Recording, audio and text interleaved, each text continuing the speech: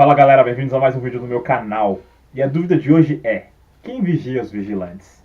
Puxa um banquinho, fica à vontade, pega uma breja na geladeira, não esquece de trazer uma pra mim também. E vamos lá! Hello, darkness, my old friend. I've come to talk with you again. Because a vision softly creeping. Fala galera, se você é nerd, fã de quadrinhos, você já sacou qual é o tema desse vídeo pela frase que eu falei no início: quem vigia os vigilantes? Essa frase, ela tá contida no livro chamado A República de Platão. É um livro muito legal, eu já li, e não é um livro tão chato de ler não, dá pra ler de boa.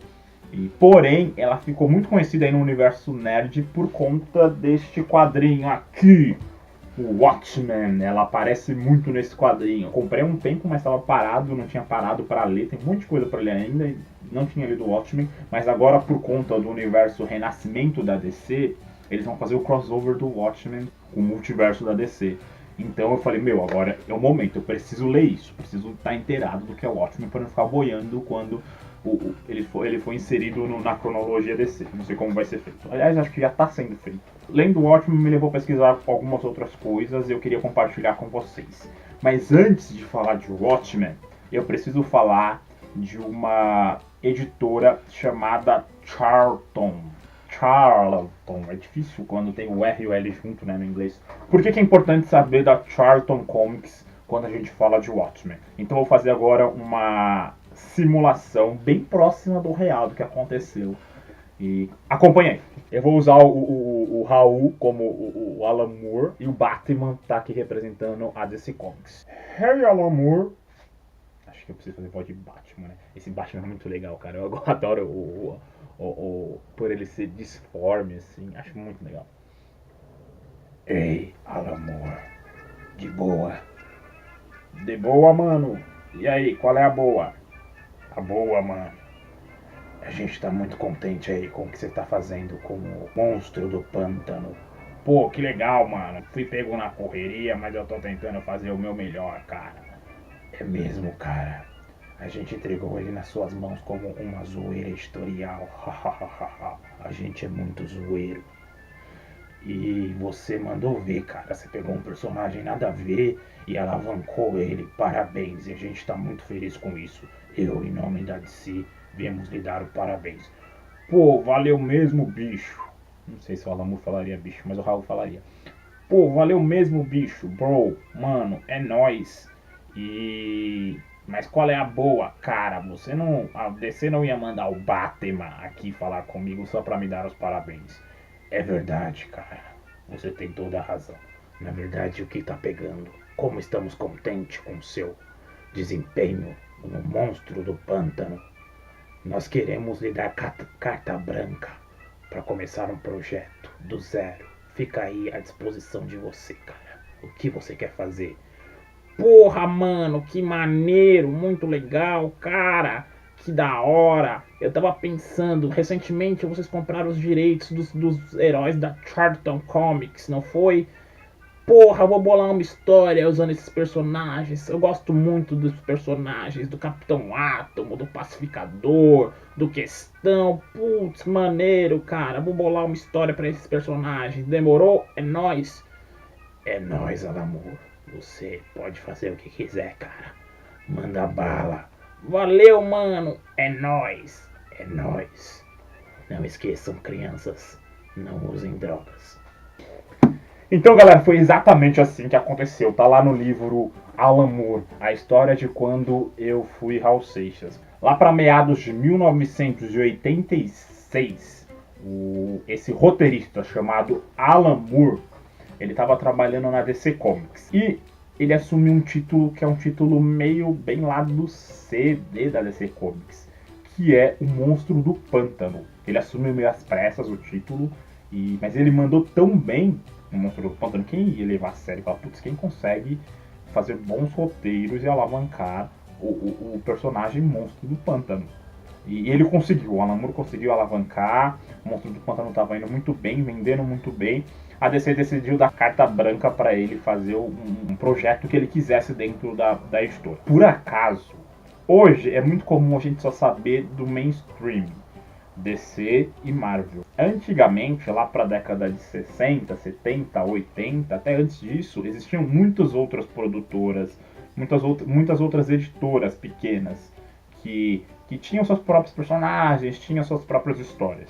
Uma dessas editoras chamava-se Charlton Comics. É uma editora de 1930. Os caras começaram publicando revista com música, com letra de música, umas coisas bem simples. Em determinado momento, também começaram a investir em heróis. Teve algum momento, teve um boom dos heróis e eles começaram a investir em heróis. Grandes nomes passaram pela Charlton Comics, que é o caso do Steve Ditko, do Harry Siegel, que nada mais é do que um dos criadores do Superman. Então, ela teve seus momentos bons, essa editora. Ela tinha lá seu panteão de personagens, de heróis que viravam alguma coisa. Só que lá para a década de 80, a empresa ia muito mal e aí ela vendeu os direitos dos seus super-heróis para uma outra empresinha chamada DC Comics. E ao saber disso, o Alan Moore, que gostava muito dos heróis da Charlton Comics e estava com carta branca da DC para bolar uma história fechada, ele pensou em usar os heróis da Charlton Comics em seu novo projeto. E ele elaborou toda uma proposta de projeto baseado nos principais heróis da Charlton Comics. Porém, algo aconteceu no meio do caminho e eu vou trazer mais uma simulação. Não esqueçam, galera, é uma simulação. Eu sei que parece muito real, mas é só uma simulação.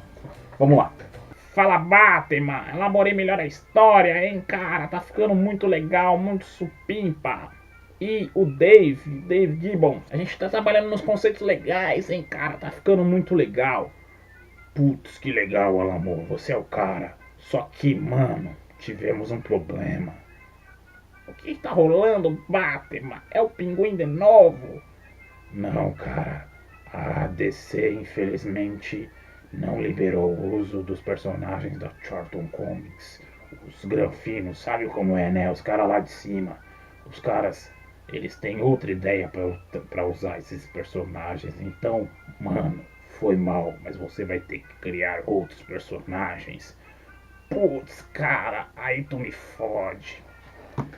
E foi isso que aconteceu. Infelizmente, a DC Comics, eu acredito que ela queria utilizar os personagens da Charlton Comics no Crise nas Infinitas Terras, que eles já queriam agregar esses personagens ao universo DC.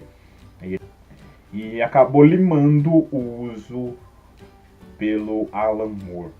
O que foi meio ruim, porque o Alan Moore já tinha toda a base, da sua história, que ele queria contar, tudo em cima dos personagens da Charlton. Porém, foi bom. O que ele fez? Ele falou, beleza, não posso usar os personagens, mas eu vou usar o conceito, vão ser personagens. Eu vou criar personagens que são bem parecidos com o que ele já estava com a ideia de usar da Charlton, só que serão personagens novos. Eu junto com o Dave Gibbons, vamos criar o conceito do personagem.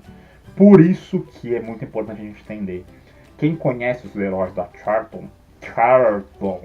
Comics, vai perceber que os heróis de Watchmen são muito parecidos com os heróis da Charlton Comics. E eu vou falar um pouquinho deles aqui nessa primeira parte desse vídeo dossiê, o Watchmen. Então, os personagens da Charlton que inspiraram, que o Alan Moore estava usando para basear a sua história. O primeiro personagem é o Capitão Átomo. Capitão Átomo, que ele queria usar o Capitão Átomo no início do Capitão Átomo, nas primeiras histórias do Capitão Átomo. O Capitão Átomo era mais motherfucker. Com o tempo eles foram diminuindo o poder do Capitão Átomo, porque ele ficava muito full power, era um cara que não dava para trabalhar direito. Mas no início ele era o Capitão Átomo. E o Capitão Átomo acabou se transformando no Dr. Manhattan. Então se você for comparar um, você vai falar, putz, o personagem é o mesmo. E é mesmo, no início ele era o mesmo personagem, ele era para ser o Capitão Átomo. Só que, qual era a sacada do Alan Moore? Ele queria trabalhar essa parada do qual seria o impacto de ter um Capitão Átomo, um cara tão poderoso, sendo na mão de um governo, sabe? Isso mudaria muito o panorama político, as discussões políticas, o envolvimento com a sociedade, o que isso impactaria. Segundo personagem é o Besouro Azul. É um personagem também da Charlton Comics, também hoje em dia é muito utilizado na DC Comics. E o Alan Moore queria utilizar, ele não pôde utilizar, então ele transformou o Besouro Azul no Coruja. Esse é o personagem do universo Watchmen que mais se aproxima de um herói clássico mesmo. Os outros são meio pancada, meio brisado. Coruja tem o uniforme dele, tem as traquitanas dele, tem a nave dele, que é o Besouro Azul. Esse é por cima, é bem o conceito do que é o Besouro Azul, do que era o Besouro Azul, não sei como tá hoje. Outro personagem, alguns menos conhecidos, Pacificador. O Pacificador, bem por cima, não conheço nada, nunca li nenhuma HQ do Pacificador. Na verdade, nunca li nenhuma HQ de nenhum desses personagens da Charlton Comics. Eu fiquei sabendo, fui buscar depois que eu li o Watchmen. E o Pacificador, ele é um personagem, ele acabou virando o comediante na história do Alan Moore. E o conceito, pelo que eu entendi, o conceito era esse. O Pacificador é o cara que quer conseguir a paz de qualquer jeito, mesmo que ele tenha que criar uma guerra para conseguir a paz. Estranho, é exatamente assim como funciona. Guerras para ter paz. E é o cara extremo. E a primeira vez que eu assisti o Watchmen, que eu não li, eu assisti, me incomodou muito a figura do comediante. Leva um tempo até você entender qual que é a parada do comediante. Não que você vá gostar do cara, mas leva um tempo até você sacar. Você fala, o que tá rolando? Ele é inspirado nesse personagem da Charlton Comics chamado Pacificador. Temos o Thunderbolt. Então, o Thunderbolt é exatamente o que é o Ozymandias. É um cara que treinou muito para chegar a níveis altos de excelência físico e mentalmente. Então o cara é fisicamente foda. Não porque ele tenha nenhum superpoder, mas é porque ele trabalhou muito para isso. E mentalmente, o cara é muito inteligente. Então era esse personagem que eles queriam utilizar, que não pôde, e acabou se transformando no Ozymandias. Para completar a equipe, a gente tem o Rorschach. O Rorschach é um cara que eu sempre falei, caralho, o Rorschach parece muito com o Questão. E ele é o Questão. A ideia original era utilizar o personagem Questão. O Questão foi um personagem criado pelo Dítico, na época que ele passou pela Charlton Comics. E ele queria muito expressar as suas ideias filosóficas baseadas na linha do objetivismo. O objetivismo afirma que a realidade existe independentemente da consciência, que o ser humano tem contato direto com a realidade através dos sentidos, que pode ter conhecimento objetivo pelo processo de formação de conceitos. Não tô lendo em nada aqui, porque isso aqui ainda continua sendo o quadrinho do Watchmen. Eu tava lendo ali na tela do computador. Voltando aqui, vamos falar de objetivismo de forma mais objetiva.